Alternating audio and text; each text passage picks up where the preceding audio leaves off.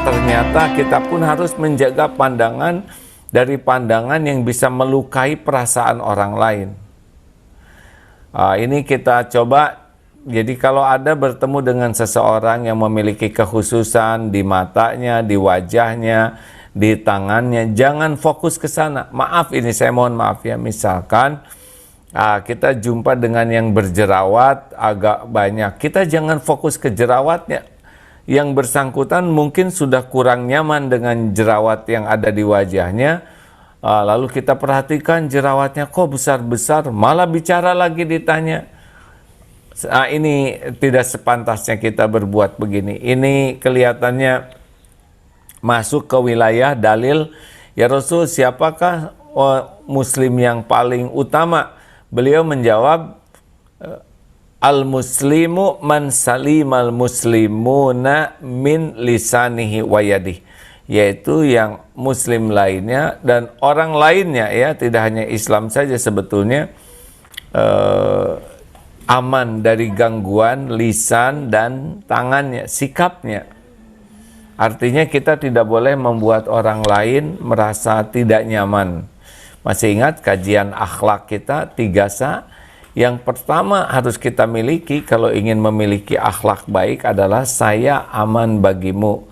Jangan sampai celetak-celetuk kita, gerak-gerik kita, termasuk lirikan mata kita itu menyakiti orang lain.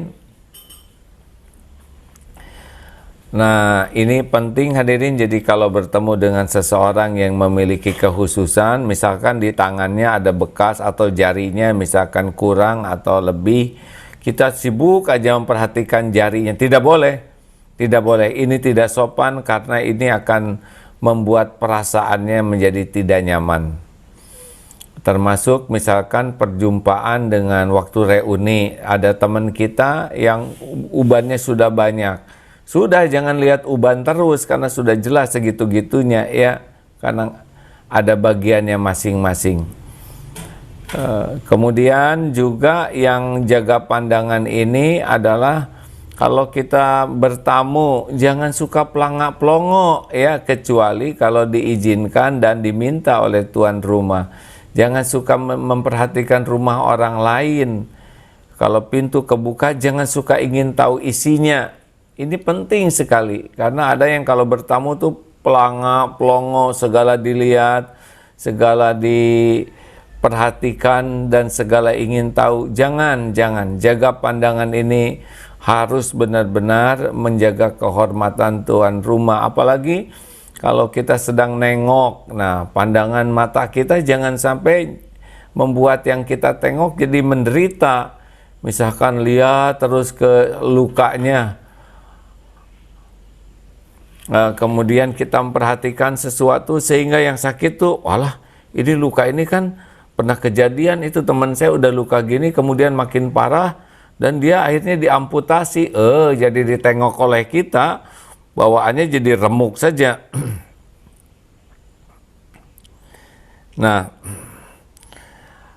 ada lagi tambahannya, yaitu selain kita melihat dengan cara yang kurang bagus adalah bisik-bisik. Dengan misalkan lihat, ya, di supermarket, di kendaraan umum, di kereta, kemudian lihat seorang yang memiliki kekhususan, kemudian dia bisik-bisik sambil matanya, aduh, itu adab yang sangat-sangat buruk. Tidak pantas seorang muslim, kita sebagai orang Islam melakukan hal itu kepada siapapun. Karena sesungguhnya tubuh seperti itu, keadaan seperti itu kan tanda-tanda kebesaran Allah.